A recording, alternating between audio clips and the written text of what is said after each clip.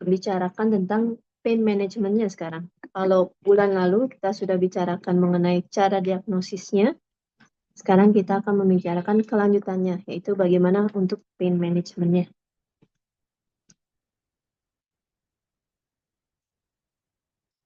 Jadi learning objektif dari materi hari ini, pertama kita mau melihat apa aja sih evidence-based review tentang konservatif pain management. Kemudian kita mau lihat kapan pasien perlu dirujuk. Dan saya mau memulai untuk memperkenalkan beberapa pain intervensi yang bisa dilakukan untuk low back pain. Dan mudah-mudahan kita bisa mengapresiasi posisi pain intervensi dalam pain management secara keseluruhan.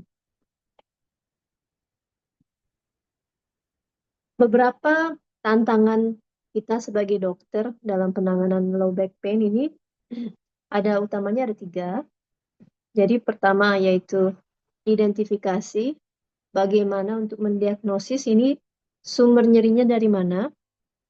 Karena dengan diagnosis yang baik, kita bisa mengurangi kecemasan pasien, mengurangi anxiety pasien. Karena salah satu yang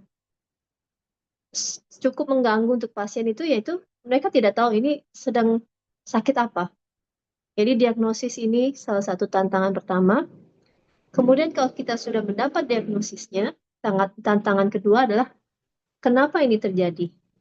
Nah, ini juga kita harus mengerti mengenai patofisiologi, biomekanik, dan anatomi lumbosakral, supaya kita bisa jelaskan dengan baik mengenai kenapa ini bisa terjadi. Dan tantangan ketiga adalah treatmentnya, pain managementnya. Bagaimana cara kita mengedukasi pasien untuk menangani sakitnya ini seperti apa. Karena seringkali ini yang menyebabkan juga frustrasi pada pasien. Dan akhirnya mereka kurang percaya dengan dokter, dan akhirnya mencari terapi alternatif, buka sosmed, mungkin buka iklan-iklan yang tentang pengobatan alternatif dan lain-lain yang kita secara medis belum punya evidence base mengenai treatment-treatment tersebut. Nah, untuk sekedar reminding sedikit mengenai diagnosis, pada materi sebelumnya saya sempat memaparkan tentang diagnosis algoritma ini. Mulai dari pasien dengan low back pain kita tanyakan di mana nyerinya terjadi, kemudian apakah lebih di pinggang, apakah lebih di kaki, kemudian kita tanyakan juga apakah nyerinya di tengah, atau nyerinya lebih di kanan atau kiri, apakah nyerinya ada di uh, seluruh kaki, sebagian dari kaki, ya gitu, itu ada algoritmnya. Dan dengan kita mengikuti algoritma ini, kita bisa dapat beberapa diferensial diagnosis. Contohnya di sini, sebelah sisi kiri, ada discogenic pain, sacroiliac joint pain yang bilateral, piriformis pain bilateral, fraktur, dan lain-lain. Sampai kita bisa menemukan pasien dengan keluhan radikulopati. Kita DD juga dengan pasien diabetik radikulopati, pasien dengan herpes zoster. Nanti kita lanjutkan dengan pemeriksaan fisik dan pemeriksaan penunjang lainnya. Jadi ini reminding untuk diagnosis algoritma low back pain, dan untuk lengkapnya bisa dilihat di topik yang sebelumnya. Untuk sumber LBP pun sudah sempat kita bicarakan di topik sebelumnya. Jadi yang paling banyak dari seluruh low back pain yaitu adalah masalah di sendi. Ada 2 sendi utama di lower back, yaitu sacroiliac joint dan facet joint. Dan angka kejadiannya cukup tinggi. Kita bisa lihat facet 45%, sacroiliac joint 30%. Nah, selain dari sendi, salah satu sumber nyeri adalah dari diskus. Jadi diskus ini bisa menyebabkan beberapa keluhan.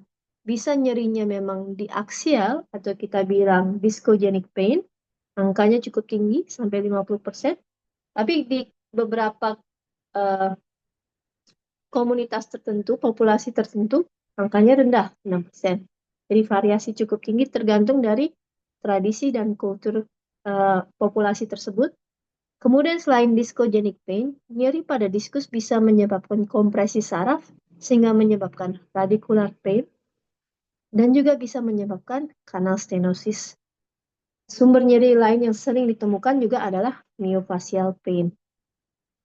Jadi ini adalah beberapa sumber nyeri yang paling sering akan kita temukan dalam praktek klinis kita. Next, saya ingin menjelaskan sedikit mengenai biomekanik. Jadi seluruh tubuh kita ini berkaitan juga dengan biomekanik, terutama untuk tulang belakang. Bisa kita lihat di gambar sebelah kiri ini. Jadi ada komponen faset bilateral, kemudian ada komponen dari diskus. Kalau kita melihat ini, ada semacam fondasi segitiga. Ini menunjukkan begitu terkaitnya ketiga komponen ini untuk kestabilan lumbosakral kita. Jadi dengan adanya tiga komponen ini memungkinkan kita bisa bergerak lateral rotasi sideways. Kemudian bisa kita rotasi juga sebelah kanan nih, bisa berotasi ke kanan, ke kiri, kita bisa berputar posisi tubuh kita. Dan setiap level dari tulang belakang mempunyai kemampuan ini. Begitu ada satu masalah, misalkan degeneratif faset satu sisi, pastinya yang ini juga akan terpengaruh. Semua yang sisi segitiga sama sisi ini akan terganggu stabilitasnya. Jadi bisa akan diikuti oleh sebelahnya yang akan terganggu. Diikuti juga oleh diskusnya menjadi terganggu. Jadi semua ini adalah satu kesatuan. Jadi pada saat kita ada pasien dengan masalah, misalkan HNP, diskusnya bermasalah, kita harus juga lihat integriti dengan fasetnya bagaimana.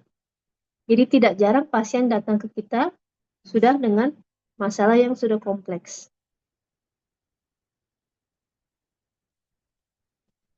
Nah ini pada sacroiliac joint pun mirip seperti itu. Jadi sacroiliac joint yang berposisinya di sini, dia adalah penyangga utama atau fondasi utama pada tekanan dari tumbal. Kemudian dari hip joint, dari femur, dari lutut, dari ankle, dari kaki, semua pun akan menyebabkan penekanan pada sacroiliac joint juga, bilateral nih. Jadi kita bisa bayangkan bila ada kegagalan fungsi sacroiliac joint, yaitu dengan adanya inflamasi, ada degenerasi, kita bisa melihat ada ketidakseimbangan antara kanan dan kirinya. Dan ini bisa menyebabkan makanya pasien, misalkan setelah ada sacroiliac joint, kenapa dia ada nyeri lutut, sebaliknya juga nyeri lutut bisa menyebabkan masalah sacroiliac joint. Semua adalah satu kesatuan biomekanik. Jadi sacroiliac joint pun seperti segitiga. Jadi segitiga ini menunjukkan mengenai fondasi yang penting dalam biomekanik struktur. Ini juga mengingatkan kita begitu kompleksnya jaringan otot, jaringan ligamen, soft tissue, semua sangat berkaitan juga dengan masalah biomekanik. Jadi selain sendi, selain tulang, otot, ligamen, fascia itu pun sangat berperan di biomekanik kita. Ini juga menggambarkan kompleksiti dari susunan otot-otot ini. Dan dengan gerakan berjalan ini begitu kompleksnya, koordinasi antar otot, tulang, dan sendi ini, juga posisi jongkok kita bisa perhatikan. Dengan adanya satu bagian ada masalah, ini akan menyebabkan ketidakseimbangan dan menyebabkan masalah-masalah selanjutnya. Mungkin kalau satu otot kecil atau satu sendi kecil yang bermasalah, belum terasa mengganggu. Nggak, mungkin belum sampai pasien akan datang ke kita. Tapi ini akan berentetan, menyebabkan masalah di lain, dan akhirnya pasien datang sudah masalahnya sudah kompleks. Jadi menurut saya pribadi, core principle dari pain management untuk lower back pain adalah untuk mengembalikan balance dari biomekanik pasien di bagian lumbosakral dan di tulangnya dan struktur sekitarnya. Jadi ini yang harus diperhatikan, postur, pola gerakan, muscle imbalance, dan spinal stability secara keseluruhan. Dan tujuan utama dari pain management kita pada low back pain ini, pertama adalah untuk mengurangi nyeri, kedua memperbaiki fungsi, dan ketiga untuk mencegah supaya jangan kambuh kembali. Dan pain management kita semua adalah suportif. Jadi untuk memungkinkan pasien bisa melakukan exercise untuk mengembalikan keseimbangan biomekaniknya. Jadi pain management itu mencakup baik yang konservatif dengan obat atau yang invasif dengan memberikan intervensi nyeri, melakukan tindakan operasi, dan lain-lainnya.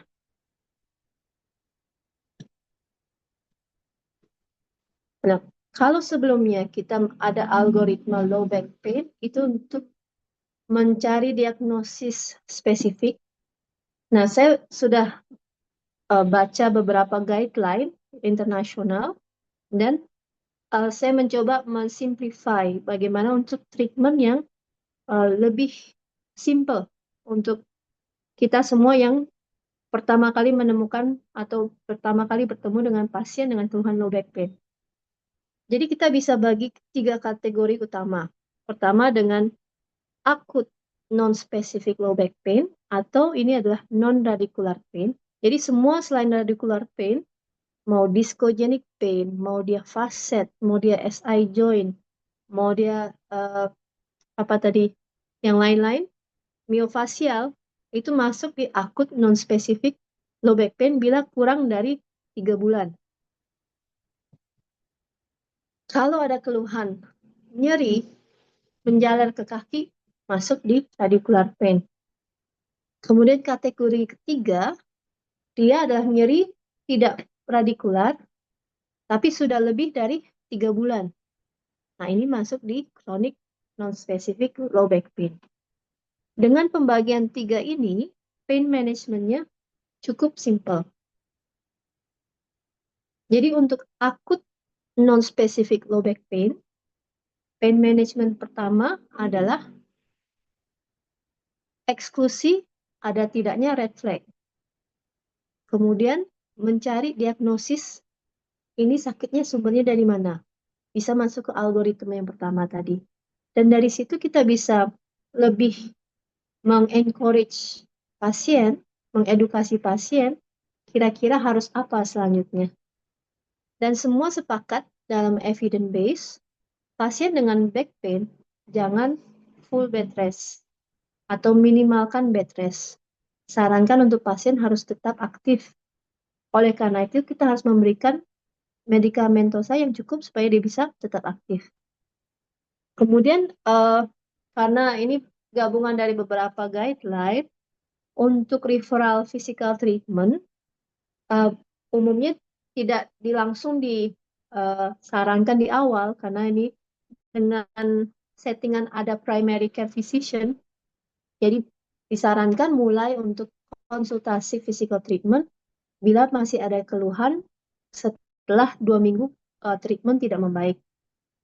Tapi kalau memang di kondisi kita di praktek memang memungkinkan untuk konsultasi lebih awal, atau bahkan mungkin teman-teman sejawat yang bisa melakukan physical treatment ini yang mendapat pasien di awal, silakan langsung disarankan atau dilakukan treatment dengan exercise yang sesuai. Dan memang disarankan exercise itu harus tersupervisi dan dilakukan setelah nyeri sudah mulai terkontrol. Untuk pemakaian lumbar support atau lumbosacral brace biasanya tidak dirutinkan, dan kalaupun diperlukan sebaiknya dalam waktu yang sesingkat mungkin, karena memang dengan pemakaian brace latihan otot secara mandiri spontan itu akan kurang efektif. Nextnya untuk pharmacological pain management, biasa kita start dengan NSAID, paracetamol, dan kalau perlu boleh dengan weak opioid, yaitu kodein dan tramadol. Steroid tidak disarankan karena lebih dilihat harmful daripada menghasilkan benefit, dan spinal manipulation juga tidak disarankan untuk akut low back pain. Untuk pasien dengan radicular pain, tetap sarannya sama, pasien harus tetap aktif, jangan bed rest saja. Kemudian tentunya kita harus diagnosis dengan baik dan memberikan reassurance pasien dan edukasi pasien yang baik. Pada radicular pain, steroid diperbolehkan dan bisa dilakukan dalam waktu jangka pendek. Umumnya saya tidak memberikan lebih dari 5 hari untuk steroid. Kemudian beberapa evidence base untuk guideline LBP ini banyak yang menyarankan untuk memulai cognitive behavioral therapy, relaksasi, dan mindfulness untuk mengurangi stres dan masuk dalam pain management secara holistik. Ini sama seperti akut back pain yang non-spesifik. Untuk exercise disarankan terstruktur, jadi sebaiknya dengan supervisi juga. Dan tambahan pada radicular pain, intervensi nyeri dengan selective nerve root block, yaitu pemberian epidural steroid injection, bisa disarankan pada pasien dengan radicular pain dengan nyeri yang hebat, yang berat. Untuk kategori ketiga yang chronic non-specific low back pain, nah ini pasiennya selalu start juga dengan conservative management dan melibatkan multidisiplin rehabilitasi. Umumnya pasien dengan kronik LBP biasa ada komorbiditas lainnya, yaitu gangguan tidur, mungkin sudah mulai depresi, ini harus diatasi juga masing-masing. Exercise and physical therapy tetap disarankan, tapi tetap disarankan juga exercise hanya setelah nyerinya terkontrol dan dengan supervisi. Dalam guideline lainnya juga disarankan pemberian topical agent karena secara psikologis juga ada berefek. Dan untuk obat-obatannya, selain NSAID, paracetamol, dan weak opioid, disarankan bisa pemberian obat-obat untuk neuropathic pain, yaitu gabapentinoid, TCA, dan SNRI.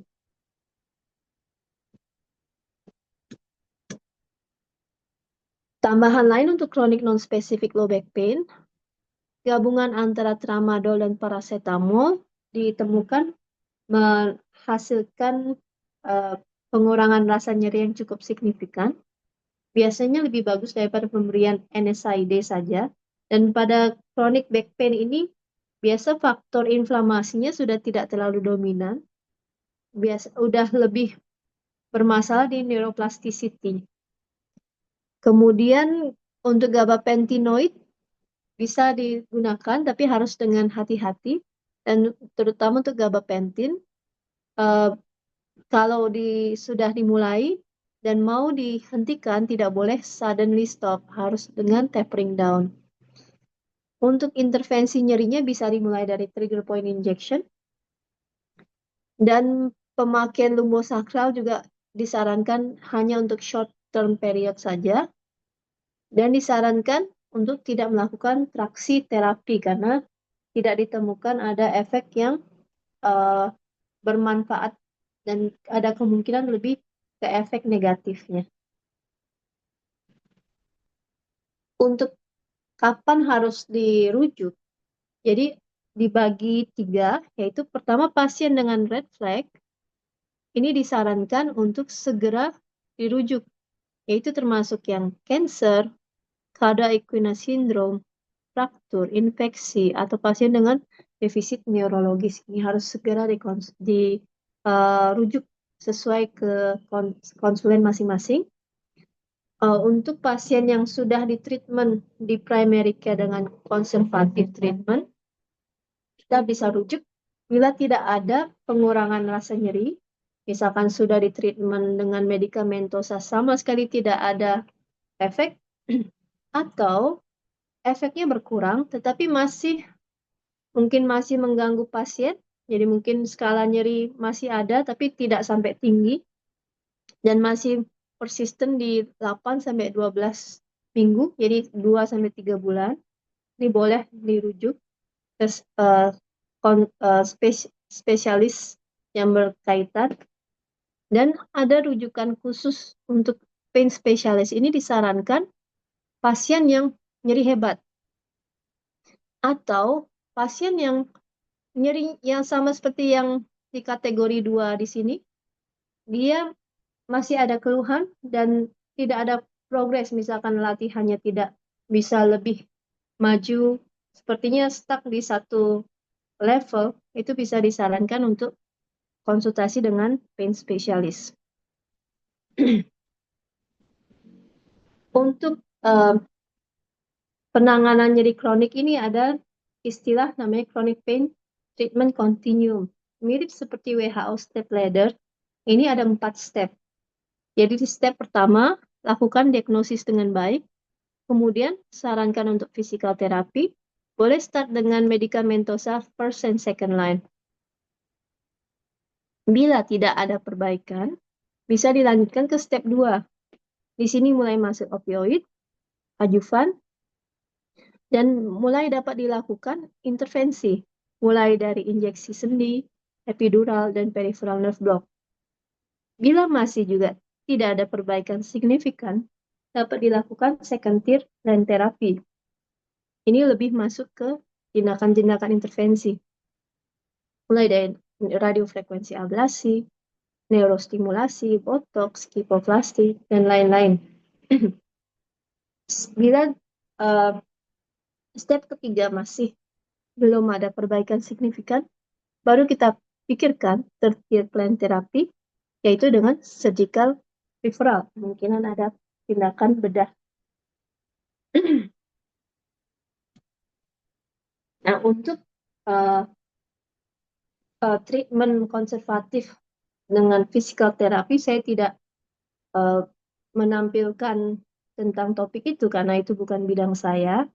Saya akan masuk ke medikamentosa medication untuk penanganan nyeri pada low back pain. Jadi pada pasien low back pain ini, kembali kita selalu bagi menjadi akut dan kronik. Untuk terapi pun begitu. Jadi kita berpikir untuk pasien dengan keluhan akut, dia masalahnya umumnya adalah inflamasi. Jadi kita pikirkan pemberian analgetik dan inflamasi. First line-nya adalah paracetamol, second line-nya ada NSAID. Tambahan yang boleh disarankan adalah masa relaksan dan kadang-kadang perlu diberikan weak opioid. Pada pasien dengan chronic low back pain, ini termasuk adalah pasien yang sudah punya riwayat low back pain sebelumnya yang mungkin sedang nyeri akut, pasien yang dari akut low back pain 3 bulan tidak membaik mulai masuk ke chronic low back pain, ini masuk dalam chronic low back pain ini, bisa kita pikirkan third sampai fifth line terapi.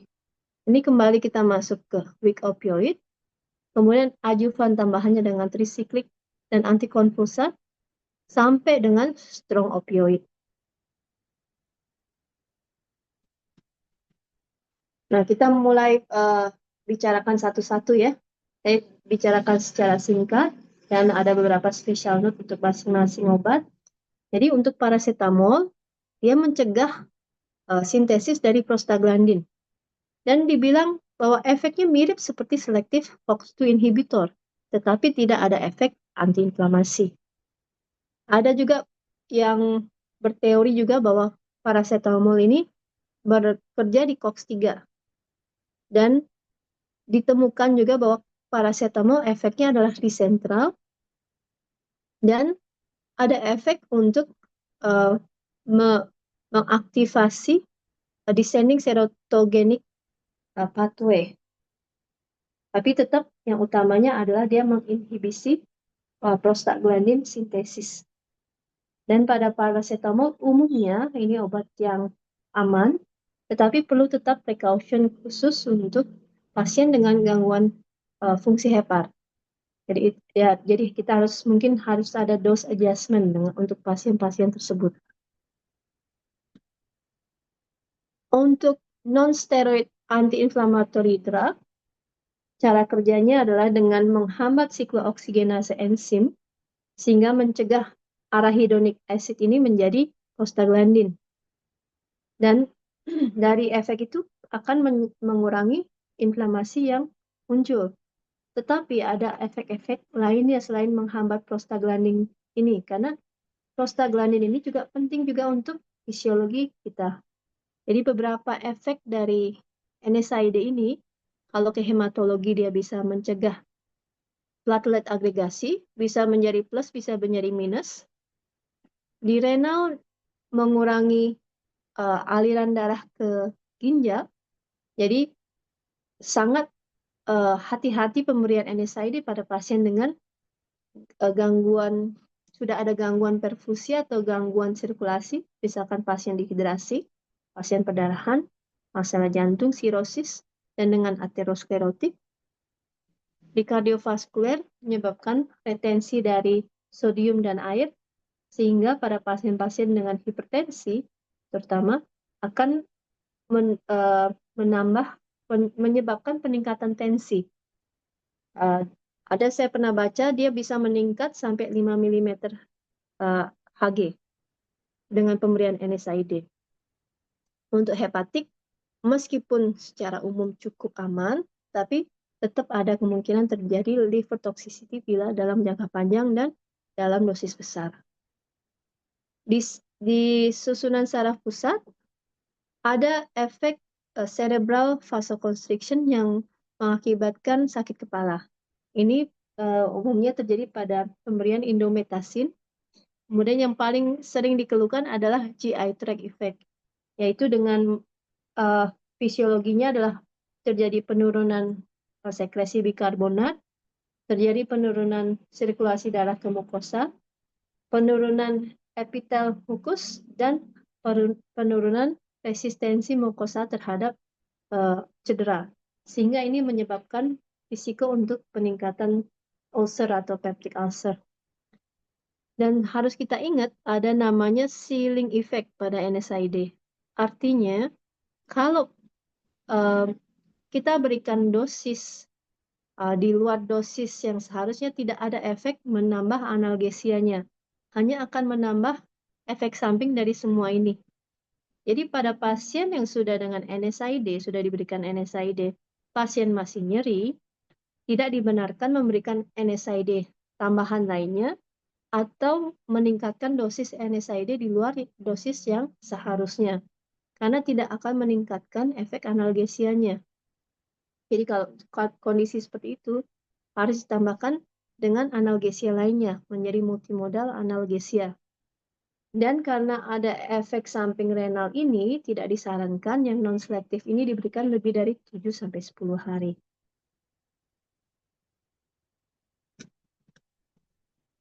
Nah, ini adalah gambar yang menunjukkan selektivitas COX-2. Jadi pada sisi yang kanan, semakin dia ke atas, ini semakin selektif. Dan dengan semakin selektif, efek antiinflamasinya lebih kuat. Namun, efek analgesianya semakin rendah. Nah, sebaliknya di sisi kiri, ini efeknya terhadap GI toxicity untuk menimbulkan risiko ulcer.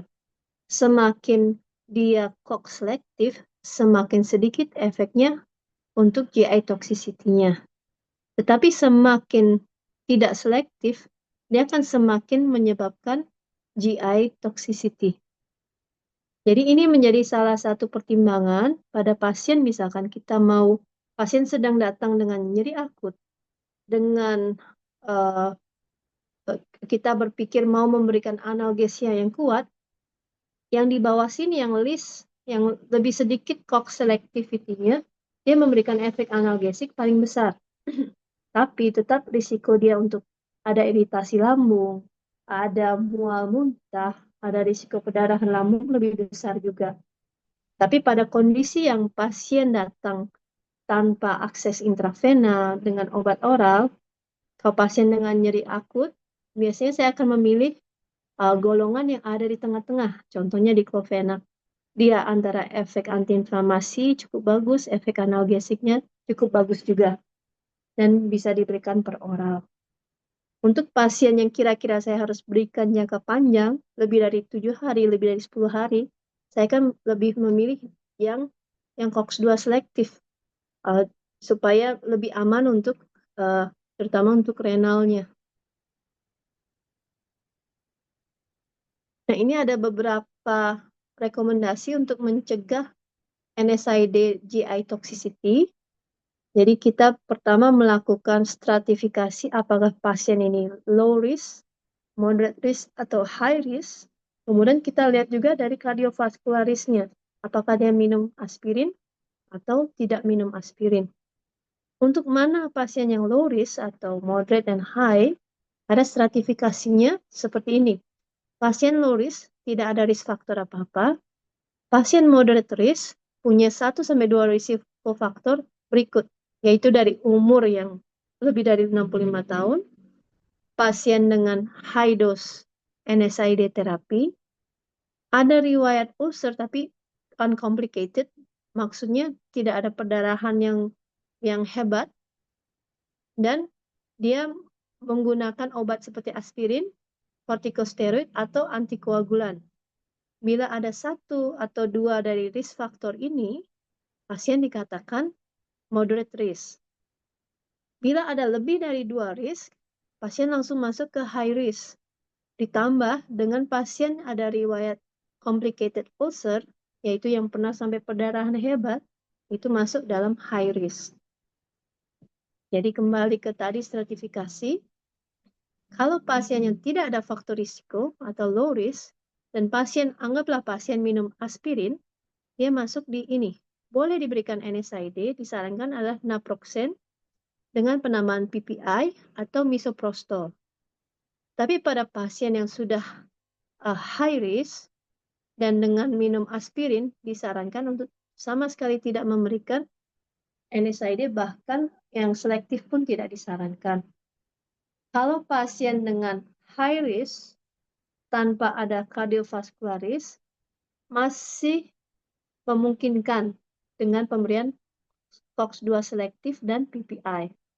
Jadi dengan menggunakan rekomendasi ini kita bisa lebih selektif obat apa dan apakah boleh pasiennya kita berikan NSAID. Nah, untuk obat berikutnya yang sering menjadi kontroversi adalah masa relaksan. Ada guideline yang mengatakan bahwa masa relaksan tidak memberikan mengurangi rasa nyeri secara bermakna dan bahkan berbahaya, terutama pada pasien usia tua karena meningkatkan risiko jatuh. Tetapi ada juga evidence base yang menemukan masa relaksan efektif kalau diberikan dalam waktu short term, kurang dari 7 hari, pada akut maupun chronic low back pain. Cuma tetap harus hati-hati, ada efek samping dizziness dan drowsiness. Jadi ini harus selalu kita informasikan ke pasien dan keluarga. Kalau pasien ada efek samping yang cukup berat, sebaiknya kita stop atau turunkan dosisnya. Jadi, dan obat-obat masa relaksan yang available di kita adalah golongan antispasmodik dan antispasticity. Yang umumnya kita gunakan adalah antispasmodik, yaitu diazepam, clonazepam, dan yang golongan non-benzo adalah eprisone dan tisanidin. Nah, untuk eprisone ini, dia ada efek lidocaine-like activity, sehingga menstabilkan nerve membran.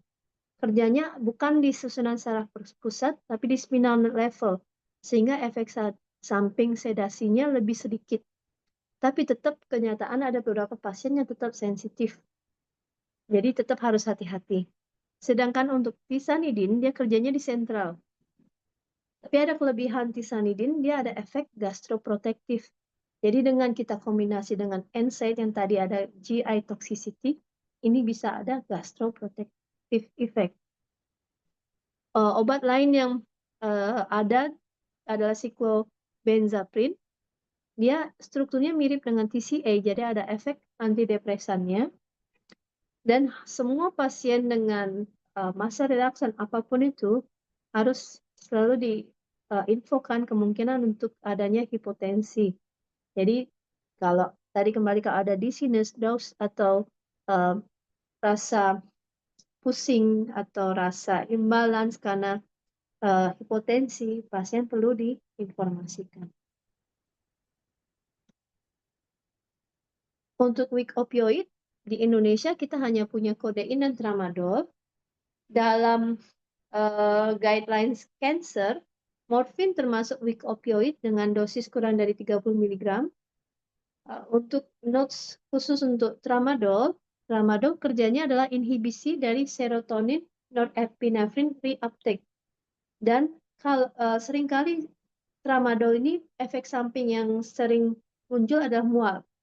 Tetapi kalau kita mau memberikan anti mual untuk tramadol, disarankan jangan memberikan ondansetron karena dia akan bekerja di reseptor yang sama, dan setelah kita kasih ondansetron, efek dari analgesia tramadol akan berkurang. Jadi sarankan dengan obat mual yang lainnya. Sedangkan untuk pasien dengan masalah atau variasi metabolit enzim CYP2D6 ini, kalau diberikan tramadol, dia tidak berefek karena tramadol ini tidak bisa menjadi aktif, tidak bisa dimetabolisme menjadi zat aktif yang berefek analgesia. Jadi dikasih dosis berapapun tidak berefek tramadolnya. Satu precaution juga untuk pasien datang dengan sudah minum obat-obat antidepresan, terutama MAO inhibitor, kita harus hati-hati jangan ditambahkan dengan tramadol karena dapat menyebabkan serotonin syndrome. Serotonin syndrome ini suatu sindrom yang fatal, potensial fatal, dengan gejala akan ada demam tinggi, pasien kesadaran menurun, dan kalau tidak diatasi dengan baik bisa sampai pasien meninggal. Untuk pasien-pasien dengan risiko kejang, ini juga disarankan jangan berikan tramadol, karena tramadol menurunkan ambang kejang, sehingga bisa lebih mudah terjadi kejang pada pasien-pasien tersebut.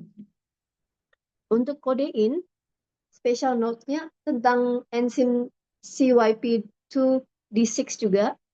Jadi ada yang namanya poor metabolizer, ada yang ultra rapid metabolizer. Pada poor metabolizer yang ditemukan pada 7-10% ras kulit putih, ini tidak bisa memetabolisme kodein menjadi morfin. Jadi kodein itu zat aktifnya nanti akan menjadi morfin, dan itu yang menghasilkan efek analgesianya. Jadi dia harus termetabolisme dulu menjadi morfin. Nah, pada pasien-pasien yang poor metabolizer ini tidak bisa metabolisme kodein ini, jadi dikasih dosis berapapun nggak akan ada efek analgesianya. Kalau dikasih morfin masih mungkin berefek.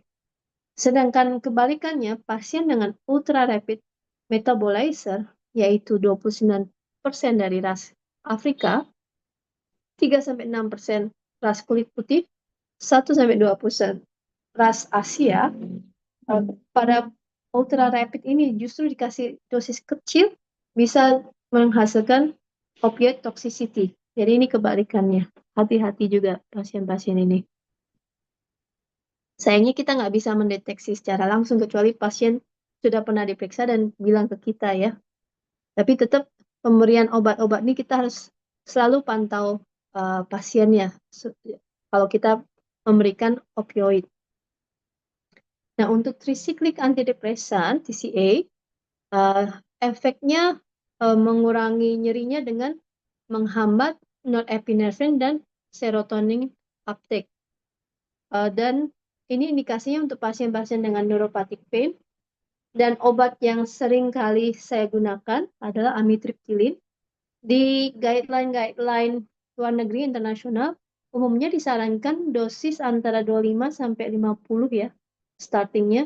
Tapi pengalaman saya start dengan 12,5. Karena pasien-pasien cukup sensitif terhadap amitriptyline ini. Dengan 12,5 pun masih ada pasien mengeluh pusing, pasien mengeluh nggak bisa bangun. Jadi saya biasa start low dulu. Dan side effect yang dapat terjadi adalah prolonged QT interval, bisa menyebabkan aritmia, ortostatik hipotensi, takikardi, pusing, mulut kering, dan konstipasi. Satu hal lagi yang pernah saya temukan di pasien adalah kesulitan buang air kecil. Itu bisa terjadi akibat dari amitriptyline. Untuk antikonvulsan, ini juga untuk neuropathic pain, dan dia bekerja dengan menstabilisasi nerve membran, mencegah abnormal nerve activity, mengurangi transmisi berlebihan untuk transmisi rasa nyeri, dan secara umum bisa mengurangi sensitivitas dari neuron, dari saraf-saraf itu.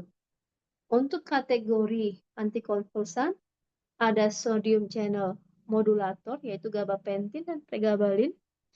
Ada sodium channel blocker dan modulator, yaitu carbamazepin, oxcarbazepin, lamotrigine. Kemudian ada GABAergic medication, yaitu benzodiazepin. Nah, umumnya yang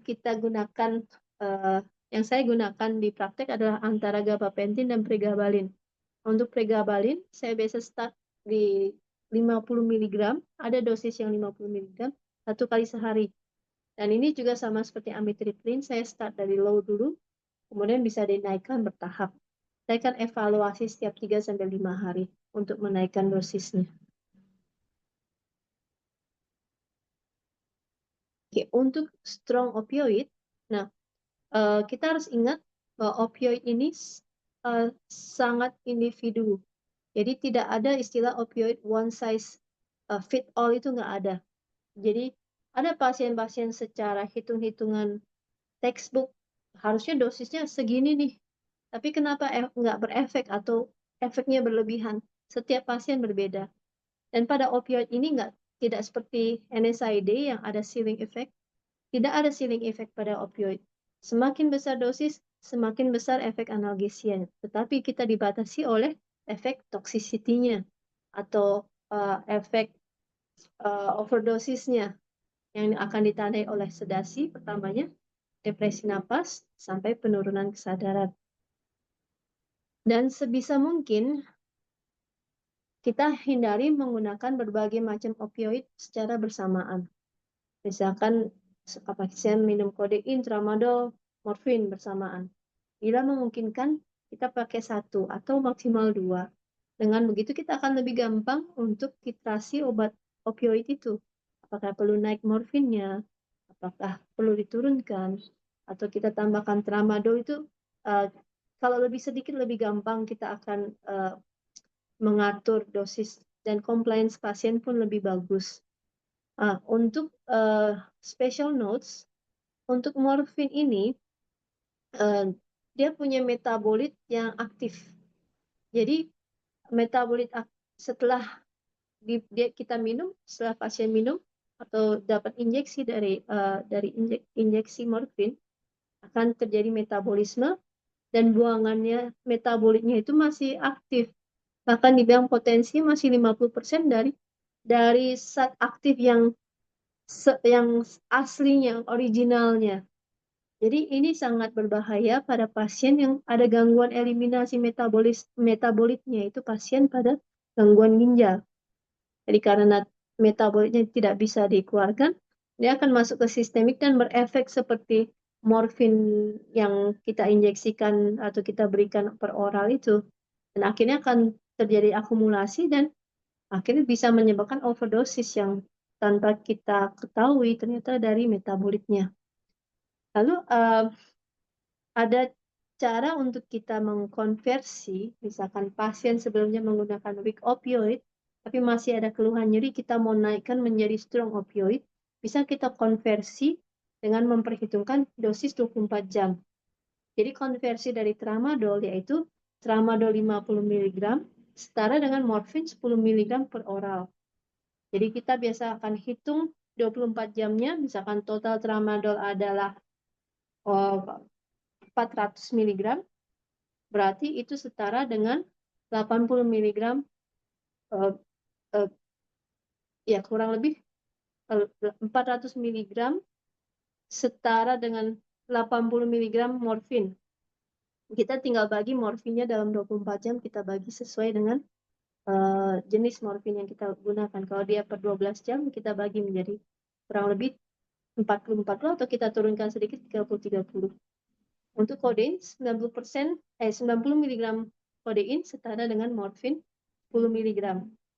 Jadi konversinya kurang lebih seperti itu.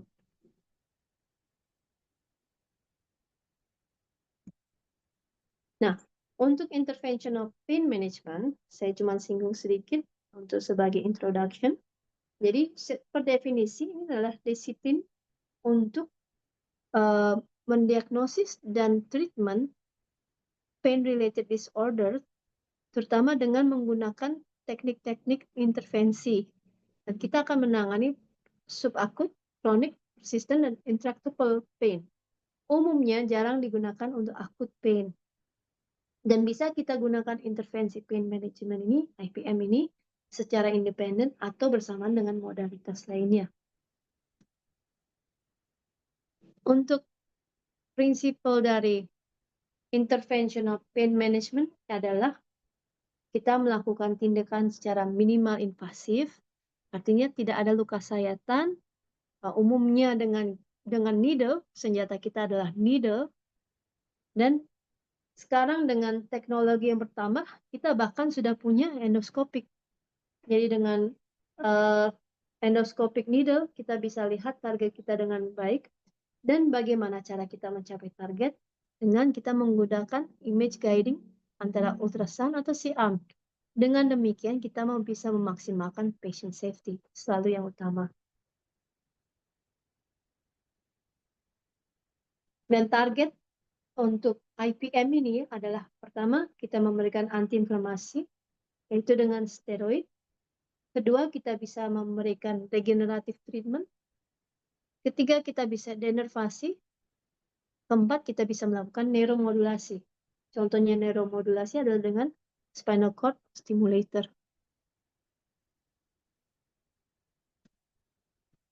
Ini beberapa contoh IPM untuk low back pain. Jadi kalau kasus lumbar facet pain, bisa dilakukan intraarticular injection. Ini, seperti ini. Tanda panah ini adalah tempat facet joint-nya. Bisa kita suntik di intraartikular. Bisa juga kita lakukan denervasi atau nerve block di medial branch.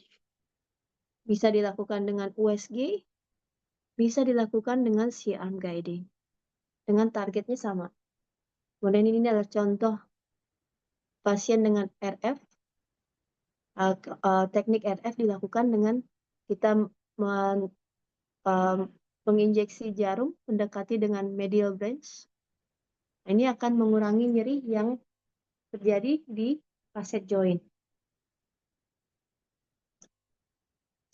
Kemudian untuk sacroiliac joint pain, sacroiliitis, bisa dilakukan sacroiliac joint injection. Itu dengan salah satunya dengan USG, bisa. Dengan C-arm pun bisa. Jadi ini adalah sacrum, ini adalah iliumnya. Ini adalah sacroiliac joint-nya di dalam sini. Bisa diinjeksi langsung obat ke dalam sini. Bisa dengan steroid, bisa dengan regenerative treatment.